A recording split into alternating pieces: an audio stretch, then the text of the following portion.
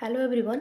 Nursing foundation के इस video series में हम लोग देख रहे हैं फ्लूइड एंड इलेक्ट्रोलाइट इम्बैलेंस। तो सबसे पहले हम लोग फ्लूइड एंड इलेक्ट्रोलाइट के नॉर्मल कंसेप्ट को समझेंगे। एक एडल्ट ह्यूमन बॉडी की बात करें तो उसके बॉडी में 60% ब्लड प्रेजेंट होता है, वहीं न्यूबॉर्न में 70% फ्लूइड प्रेजेंट होता है। न्यूबॉर्न में एडल्ट के कंपेरिजन में ज़्यादा अमाउंट में फ्लूइड प्रेजेंट होता है। और फ्लूइड के अंदर कुछ इलेक्ट्रोलाइट्स डिजॉल्व होते हैं, जैसे कि sodium, potassium, calcium, chlorine, phosphate, etc.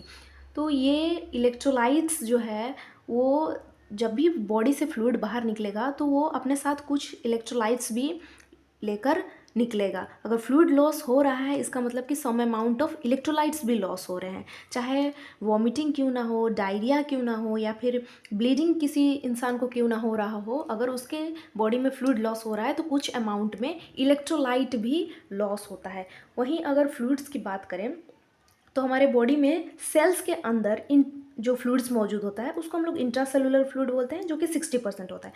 और जो फ्लूइड सेल के बाहर मौजूद होता है उसको हम लोग एक्स्ट्रा सेलुलर फ्लूइड बोलते हैं, जो कि 40% है। Intracellular fluid 60% and extra cellular fluid 40% होता है। एक्स्ट्रा सेलुलर फ्लूइड को भी 2 पार्ट्स में हम लोग डिवाइड किए हैं।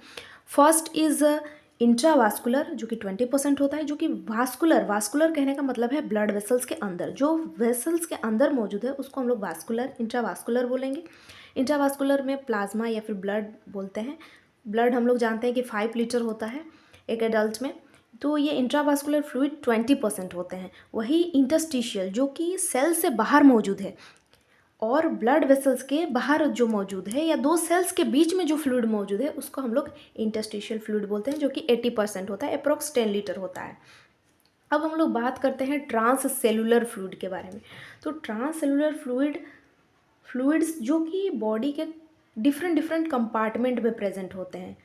जैसे कि अगर CSF की बात करें, ये वेंट्रिकल्स एक कैविटी है जहाँ पे सेरिब्रोस्पाइनल फ्लूइड बनता है वो, और ये फ्लूइड वहाँ पे सर्कुलेट करता है। तो ये 125 to 150 ml इसका नॉर्मल वैल्यू होता है। साइनोवियल फ्लूइड जो कि साइनोवियल जॉइंट में मौजूद होता है, ये 50 to 100 ml होता है। एक्वस ह्यूमर जो कि आई बॉल में प्रेजेंट होता है, 250 to 300 ml होता है। पेरिटोनियल फ्लूइड जो कि पेरिटोनियल मेम्ब्रेन्स के बीच में मौजूद होता है, ये 100 to 200 ml होता है। पेरिकार्डियल फ्लूइड जो कि पेरिकार्डियम के कार्डियक लेयर्स जो हैं उनके बीच में मौजूद होता है, ये 10 to 20 ml होता है। तो याद रखिए जो एक्स्ट्रा सेलुलर फ्लूइड होता है वो 40% होता है, और इंट्रासेलुलर फ्लूइड सबसे ज़्यादा, जो सेल्स के अंदर सबसे ज़्यादा फ्लूइड्स प्रेजेंट होता है उसको उसका परसेंटेज देखें तो 60% है। और ट्रांस सेलुलर फ्लूइड्स जो कि वेरियस कंपार्टमेंट में मौजूद होते हैं बॉडी के, लेकिन बहुत ही स्मॉल अमाउंट में मौजूद होते हैं, बहुत ही स्मॉल अमाउंट में मौजूद होते हैं।